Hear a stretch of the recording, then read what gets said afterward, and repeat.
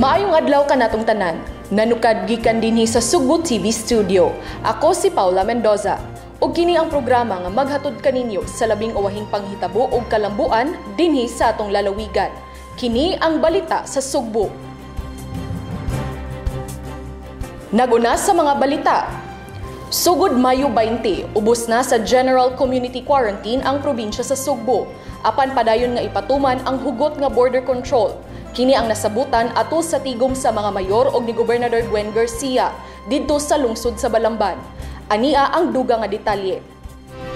Sa hayan nga pagtransisyon sa probinsya ngadto sa General Community Quarantine, kinabuhi ug panginabuhi sa katawhan ang gipahimug-atan sa kagamhanan sa lalawigan sa Sugbo. Pipila ka mga establishmento ang gitugutan na sa pag-abli pag-usab aron mapadayon ang pagpanginabuhi sa mga Sugboanon. Apan si Gobernador Gwendolyn Garcia nagkanayon nga kini wala nagpasabot nga wala nay lagda nga sundon. Sa tigom sa mga mayor sa lalawigan ni adtong Mayo 15 sa lungsod sa Balamban, gikasabutan nga sa Mayo 20 mo transition sa General Community Quarantine ang probinsya aron mahatagan og igong oras ang mga mayor nga mangandam. Sugod sa maong adlaw, tugutan na nga makalarga ang mga public utility buses, minibuses ug mga tricycle apan ipatuman ang physical distancing sa sulod ug dili sa pasakyon ang walay face mask. Usa lang ka pasahero ang mamahimong makasakay sa matag tricycle ug aduna sa bus stop nga ipahimutang ang matag LGU, isip pick up ug drop off point sa mga pasahero.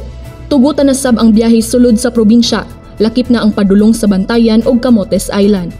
Ang mga establishmento ubos sa essential services, ablihan na apan way labot ni ini ang mga leisure establishments sama sa mga gym, bars, karaoke ug swimming pool. Aduna sub curfew hours nga sundon ang mga establishmento nga gitugutan sa pag-operate. Ang mga hotel ug resorts mamahimo nang modawat og booking apan limitahan lang sa usa ka tawo kada kwarto ug gidili gihapon ang mga gathering o celebration. Mamahimo nang mag-dine-in sa mga karenderya ug fast food chain. Apan 50% lang sa total customer capacity ang tugutan. Tugutan sab ang mga sports activities gawas sa team ug contact sports. Tugutan na sab ang paglakaw, jogging ug pagpabulad sa adlaw gikan sa alas 6 ngadto sa alas 9 sa buntag. Mamahimo nang mo-operate ang mga mall apan dili mamahimong maggamit og aircon. Samtang padayon nga isuspenso ang klase sa mga tunghaan. Sao man nato pag uswag na lansang naman tani ini sige na lang tag atubang COVID-19. All of our financial and human resources to atana nakafocus and everything else is put on hold. So it's time to move on. And I am saying that based on my analysis backed up by data. This is data-driven. Imintinar gihapon ang physical distancing ug labaw sa tanan ang pagpalig-on sa immune system pinaagi sa mga home remedies nga mabuhat sa matag balay. Gikan dinhi sa lungsod sa Balamban ug alang sa balita sa Sugbo, kini si Paula Mendoza. Adunay igong basihan ang mga kadagkuan sa lalawigan sa Sugbo sa ilang paghukom nga angay na ipaubos sa General Community Quarantine ang probinsya. Ania ang report. Adunay igong datos nga gibasihan una pa nakabut ang hukom nga mo transition na ngadto sa General Community Quarantine ang lalawigan sa Sugbo. Sa taho ni Gobernador Gwendolyn Garcia, sukad ni adtong Marso 18 ngadto sa Mayo 18, adunay 70 ka mga kumpirmadong kaso sa COVID ang lalawigan sa Sugbo. Napulo niini ang namatay. Ang syudad sa Sugbo nga maoy epicenter sa COVID sa Cebu, adunay kapin 1,700 ka COVID cases. 14 niini ang namatay. Sa ilang populasyon nga kapin 1 ka milyon ka tawo, 14 ngadto sa 1 ka milyon ang mortality ratio. Ang Wuhan, China, diin nagikan ang maong virus. Adunay 11 milyones ka mga tawo og 3,200 ang natala nga namatay. Ug kini nagpasabot nga ang ratio niini 290 ang namatay sa matag 1 ka milyon. Ang nasud sa Italy nga adunay 60 ka milyon ka tawo, 21,000 ang namatay ug ang ratio niini 518 kada 1 ka milyon. Kung atong i-compare sa nahitabo nato diri sa Cebu, ang atong mortality ratio is not even dili gani 10%. Maybe even 5% lower than that. Kung ikumparar ang highest nato sa Cebu City which is at 14. Dito sa Gawas, labi na sa USA, Italy, and Wuhan at 14, it is not even 10% of the lowest mortality ratio, which is the US, na 263 per 1 million. Samtang sa report sa Provincial Health Office, ang nagunang hinungdan sa mortality cases sa lalawigan sa tuig 2018 mao ang mga cardiovascular diseases nga adunay kapin 1,000 kada 1 ka milyon. Gisundan kini sa pneumonia nga adunay dulan 500 ka mga kaso. Gitataw ni Garcia nga wala kini nagpasabot nga dili na magbantay batok sa maong virus ang katawhan. Apan oras na nga hatagan og pagtagad ang ubang aspeto, ilabi na ang pagpanginabuhi sa mga Sugboanon. Sa meeting sa mga mayor ni adtong Mayo 15, gibutyag ni Department of Health 7 Director Dr. Jaime Bernadas nga kadaghanan sa mga natala nga namatay sa COVID sa nasod, adunay mga sakit daan nga nikomplikar ug mga immunocompromised. Ato na lang ibase ang atong desisyon kung unsay atong nakita sa telebisyon, nadungog, nabasa sa Facebook, gikinahanglan manggod nga tun-an nato unsay epekto niining maong coronavirus COVID-19 dinhi mismo sa Sugbo, sa ato mismo nga sitwasyon. O gikinahanglan usab nga tan-awon sad nato unsay epekto niini sa ubang mga nasod sa Asia, nasod sa Europa, gani lakip na ang Estados Unidos. Aron atong matimbang-timbang ug makaabot kita og konklusyon kung unsa bagayod di ay ka makahahadlok o kaha maingon ta unsa man ka fatal kining mao nga disease. Alang sa balita sa Sugbo, kini si Paula Mendoza. Mahimo na nga makauli ngadto sa ilang tagsa-tagsa ka mga lungsod ang mga na-stranded sa laing dapit sulod sa probinsya sa Sugbo. Apan magkinahanglan sila og acceptance letter sa mayor sa LGU nga ilang paulian. Ania ang report. Tugutan na nga makauli sa ilang tagsa-tagsa ka mga lungsod o dakbayan ang mga Sugboanon nga na-stranded sa ubang bahin sa Sugbo. Kinihuman sa pag-transition sa lalawigan gikan sa Enhanced Community Quarantine ngadto sa General Community Quarantine. Sa Executive Order No. 17 nga giluwatan ni Gobernador Gwendolyn Garcia, ang mga residente sa mga kalungsuran o component city sa lalawigan nga na-stranded sa ubang lungsod o dakbayan sulod sa probinsya, lakip na sa syudad sa Sugbo, tugutan na nga makauli sa ilang LGU. Kinahanglan lang sila mukuha og letter of acceptance gikan sa ilang mayor kung asa sila muuli nga nagpasabot nga dawaton sila sa ilang LGU. Depende na sab sa mayor kung ipaubos ba sila sa 14-day quarantine. Matod ni Garcia nga ang pamilya nga muuli apil na ang ilang mga anak ug kadtong mga nag-edad og 18 anyos paubos tagaan og one-time pass aron makauli. We can try and facilitate diri sa Capitol.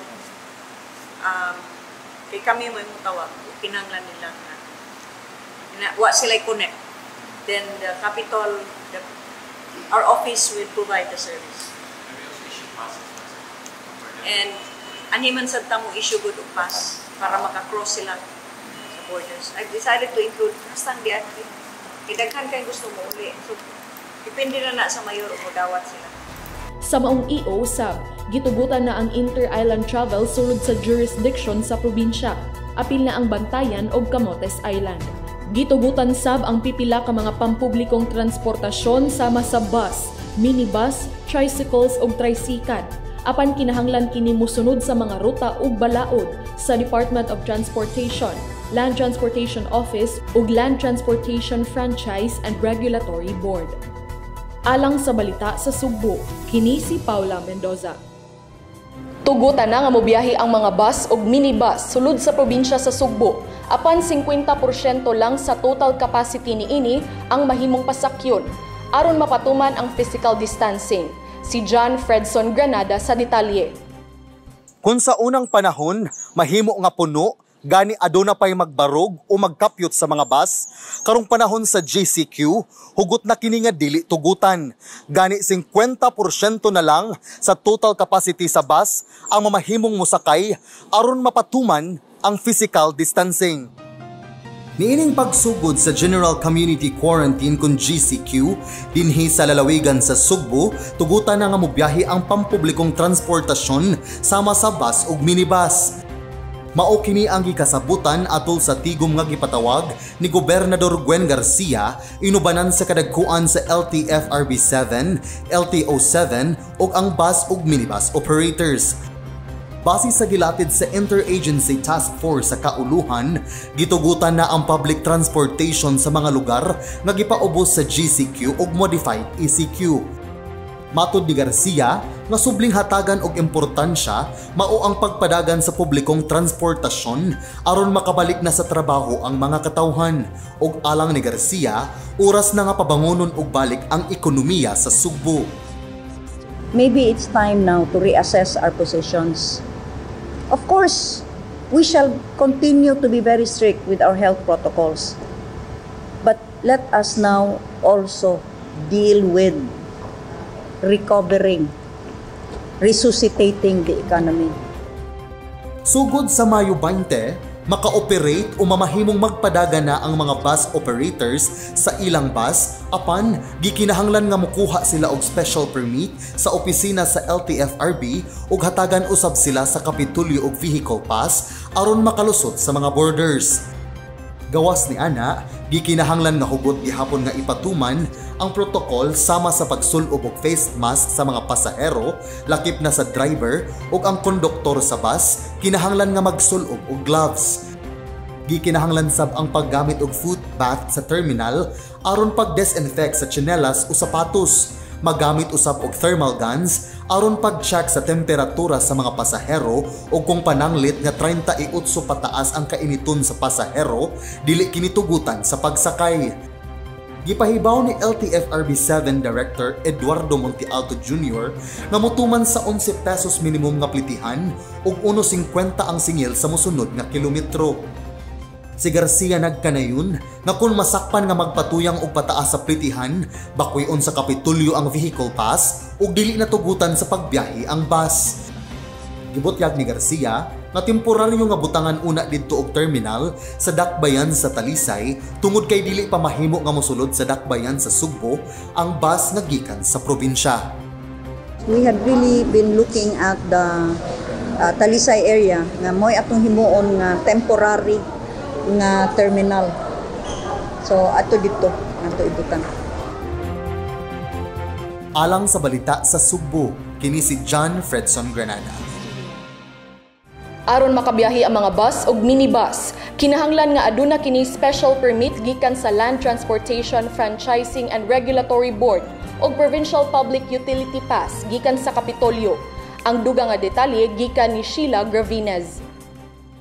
Sugod sa Mayo 20, ana-una temporaryo nga mag-terminal ang mga bus ug minibuses nga magbihayan sa habagatang Sugbo diha sa Lantaw sa Cebu South Coastal Road habig sa dakbayan sa Talisay.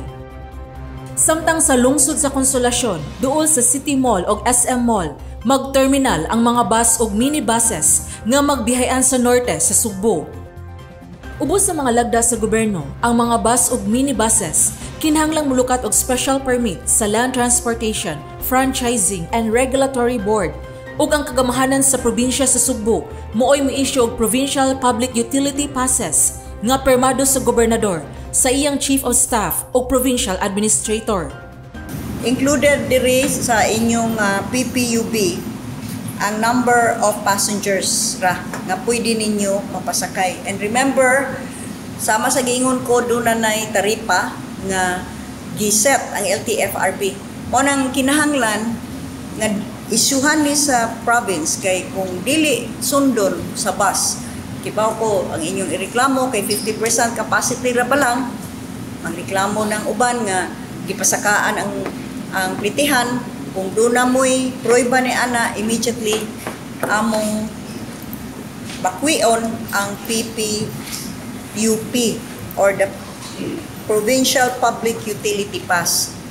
O pagkuha na to ana, dili na mo makadagan kamong mga buses o minibuses. Gitanyag sa usa ka inilang nga negosyante sa Sugbo ang iyang luna sa Cebu South Coastal Road isip temporaryo nga terminal alang sa mga bus ug minibuses nga magbiyahean sa habagatang Sugbo. Gibutyag ni Gobernador Gwen Garcia, gitanyag ni Bani Pajes ang iyang luna isip temporaryo nga terminal sa mga bus ug minibuses samtang dili pa kini makasulod sa syudad sa Sugbo nga nagpabilin nga ubos sa enhanced community quarantine.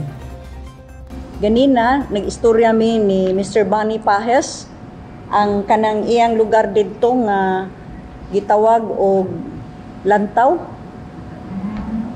Lapad kayo na, hamugaway kayo na, lantaw man na, no? Oh. And he was very much willing, so to gitan-aw na aron to agyod si Mr. Bani Pajes pod. So very willing to offer, no, sa iyang lugar. Sila si Provincial Engineer Hector Hamora o Provincial Treasurer Roy Salobre ni inspeksyon sa lugar niadtong Mayo 18 aron pagsukod ug pagsusi kung asa dapit ibutang ang mga bus ug minibuses. Ang Kapitolyo unang nangita og lugar sa dakbayan sa Talisay nga mooy himuong temporaryo nga terminal alang sa mga bus ug minibuses nga paingon sa habagatan sa probinsya sa Sugbo sa higayon nga magsugod na kini og biyahe ubos sa General Community Quarantine kun GCQ. Ang lalawigan sa Sugbo ubos na sa GCQ sugod sa alas 12:01 sa tungang gabii sa Mayo 20. Ang pagpagamit sa negosyante nga si Bani Pajes sa iyang luna diha sa Cebu South Coastal Road isip temporaryo nga terminal alang sa mga bus ug minibuses nga magbiyahean sa habagatang Sugbo. Usa ka maayong mensahe nga gikinahanglan kayo ang pagtinabangay sa gobyerno ug sa pribadong sektor sa krisis nga giatubang karon sa nasod sa COVID-19. Alang sa balita sa Sugbo, kini si Sheila Gravines.